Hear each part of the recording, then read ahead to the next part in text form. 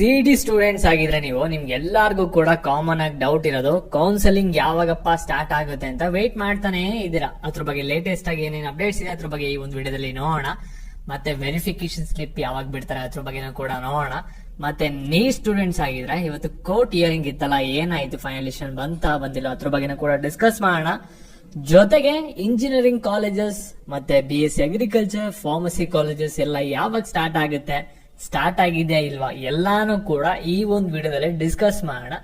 ಈ ಒಂದು ವಿಡಿಯೋದಲ್ಲಿ ನಾವು ಸಾಕಷ್ಟು ಪಾಯಿಂಟ್ಸ್ ಗಳನ್ನ ಕವರ್ ಮಾಡ್ತಾ ಇದೀವಿ. ವಿಡಿಯೋನ ಎಲ್ಲೂ ಕೂಡ ಸ್ಕಿಪ್ ಮಾಡಕ್ ಹೋಗ್ಬಿಡಿ, ಕೊನೆವರೆಗೂ ಕೂಡ ನೋಡಿ.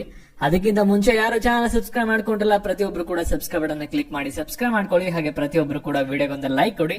ನೆಕ್ಸ್ಟ್ ಸ್ಕಾಲರ್ಶಿಪ್ ಅಪ್ಡೇಟ್ಸ್ ಕೂಡ ಬರುತ್ತೆ, ಕೌನ್ಸಿಲಿಂಗ್ ಮುಗ್ದಾದ್ಮೇಲೆ ಅದೆಲ್ಲ ಕೂಡ ಬೇಕು ಅಂದ್ರೆ ಚಾನಲ್ ಸಬ್ಸ್ಕ್ರೈಬ್ ಮಾಡ್ಕೊಂಡಿರಿ. ಇವಾಗ ವಿಡಿಯೋನ ಕಂಪ್ಲೀಟ್ ಆಗಿ ನೋಡ್ತಾ ಹೋಗಿ, ಎಲ್ಲಾ ವಿಷಯನೂ ಕೂಡ ತಿಳ್ಕೊತೀರಾ.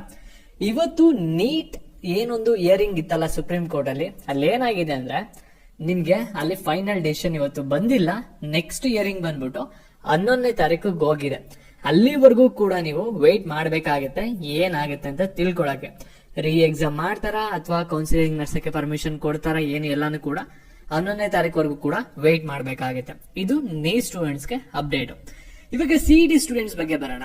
ಇಲ್ಲಿ ನಿಮ್ಗೆ ಎಲ್ಲರಿಗೂ ಕೂಡ ಕಾಮನ್ ಆಗಿ ಡೌಟ್ ಇದೆ, ಇಂಜಿನಿಯರಿಂಗ್ ಕಾಲೇಜಸ್ ಯಾವಾಗ ಸ್ಟಾರ್ಟ್ ಆಗುತ್ತೆ, ಫಾರ್ಮಸಿ ಯಾವಾಗ ಸ್ಟಾರ್ಟ್ ಆಗುತ್ತೆ, ಮತ್ತೆ BSc ಅಗ್ರಿಕಲ್ಚರ್ ಕಾಲೇಜಸ್ ಯಾವಾಗ ಸ್ಟಾರ್ಟ್ ಆಗುತ್ತೆ ಅಂತ.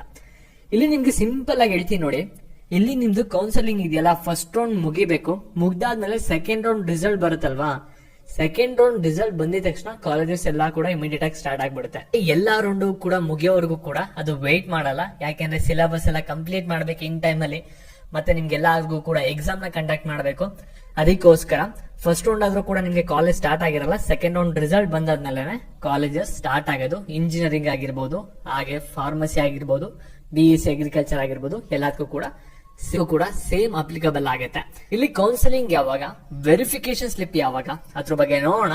ಅದಕ್ಕಿಂತ ಮುಂಚೆ ಎಡಿಸ್ ಮಾಡಿ ಅಂತ ಸರ್ಚ್ ಮಾಡಿ, ಫಸ್ಟ್ ಲಿಂಕ್ ಮೇಲೆ ಕ್ಲಿಕ್ ಮಾಡಿ, ನಂತರ ಬೈ ನೋ ಮೇಲೆ ಕ್ಲಿಕ್ ಮಾಡಿ. ಆಫರ್ ಪ್ರೈಸ್ ಕೇವಲ ಇನ್ನು 9 ದಿನ ಇರುತ್ತೆ, ಬೇಗ ಬೈ ಮಾಡ್ಕೊಳ್ಳಿ.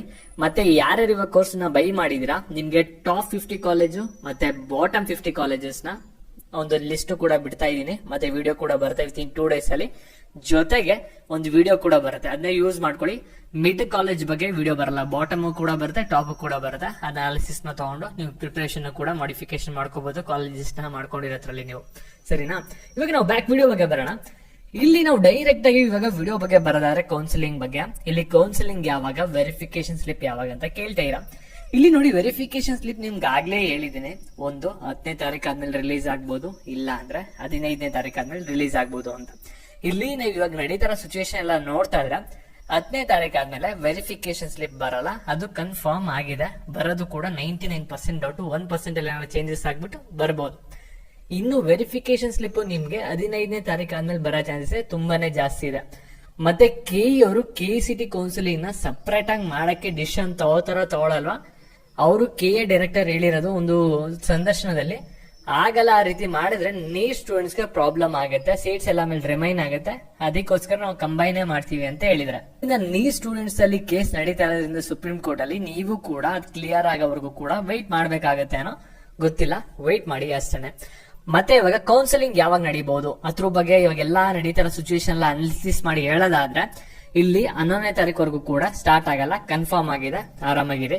15ನೇ ತಾರೀಕು ಆದ್ಮೇಲೆ ಸ್ಟಾರ್ಟ್ ಆಗ್ಬೋದು, ಅಥವಾ ಈ ತಿಂಗಳು ಕೊನೆಯಲ್ಲಿ ಸ್ಟಾರ್ಟ್ ಆಗ್ಬೋದು. 2 ಪಾಸಿಬಿಲಿಟಿ ಕೂಡ ಇದೆ.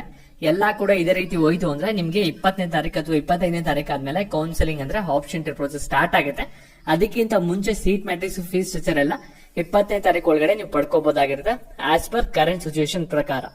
ನಿಮ್ಗೆ ಇದೇ ರೀತಿ ಕೌನ್ಸಿಲಿಂಗ್ ರಿಲೇಟೆಡ್ ಅಪ್ಡೇಟ್ಸ್ ಬೇಕೇನು ಕೂಡ ಮಿಸ್ ಆಗಬಾರ್ದಂದ್ರೆ ಪ್ರತಿಯೊಬ್ರು ಕೂಡ ಸಬ್ಸ್ಕ್ರೈಬ್ ಮಾಡ್ಕೊಳ್ಳೋದನ್ನ ಮರಿಬೇಡಿ. ಮತ್ತೆ ಈ ಒಂದು ವಿಡಿಯೋಗೆ ಒಂದು ಲೈಕ್ ಕೊಟ್ಬಿಟ್ಟು ಎಲ್ಲರಿಗೂ ಕೂಡ ಶೇರ್ ಮಾಡಿ. Thank you.